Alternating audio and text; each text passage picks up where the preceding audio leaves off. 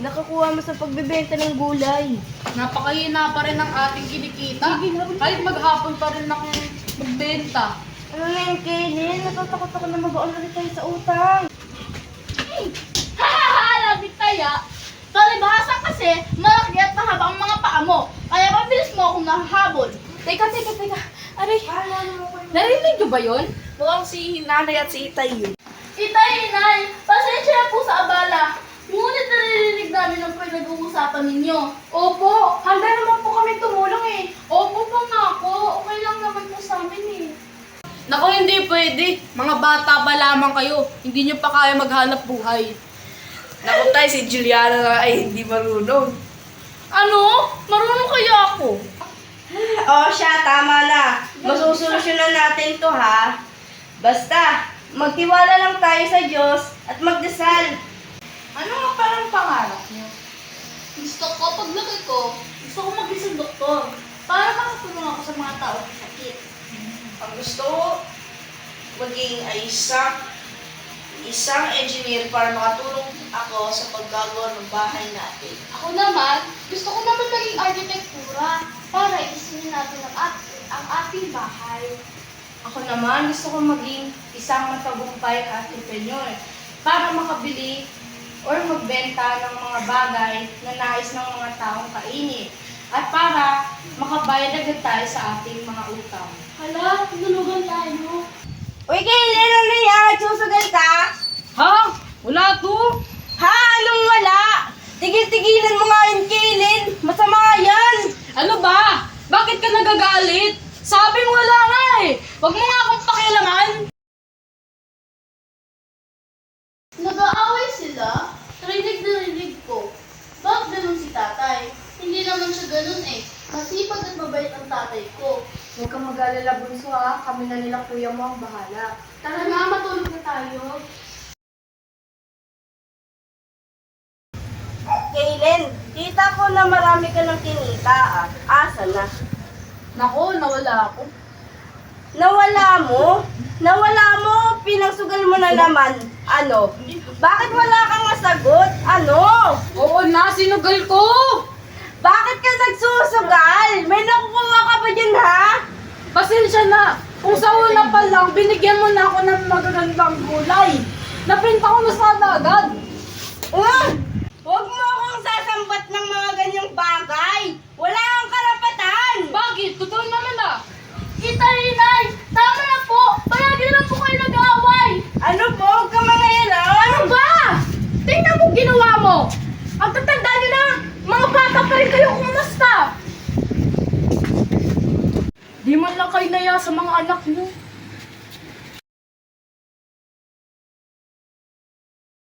Ako, ilang araw na hindi lumalabas si nanay sa kanyang kwarto.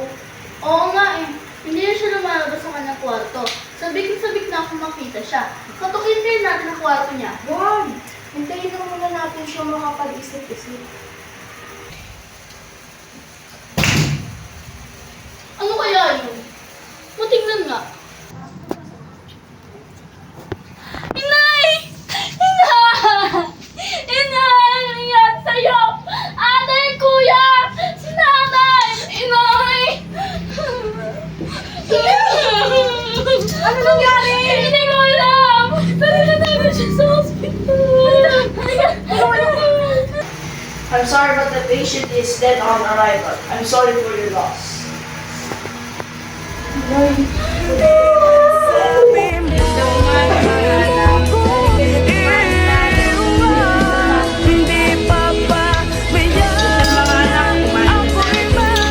O siya, tama na. Matutulog na tayo. Maaga pa tayo bukas. Napakasarap pa ng buwan ng pagkain. Naku, kanina po yung umaga umalis yung tatay mo para bumenta ng gulay. Sa kabilang buwan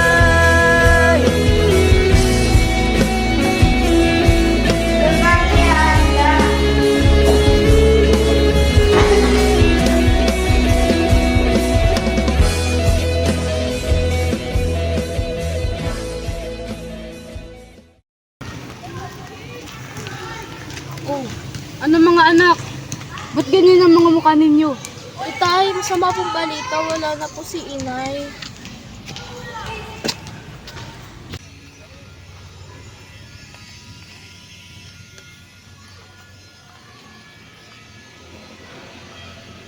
Inay, salamat po sa mga inspirasyon na binigay niyo po sa amin. Maraming salamat po.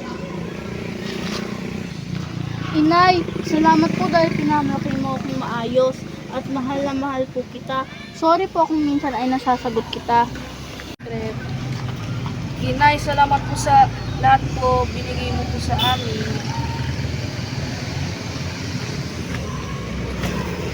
Pasensya na, mahal, sa mga sinabi ko sa iyo masasama. Mahal na mahal kita. Matutupad ko pa ba?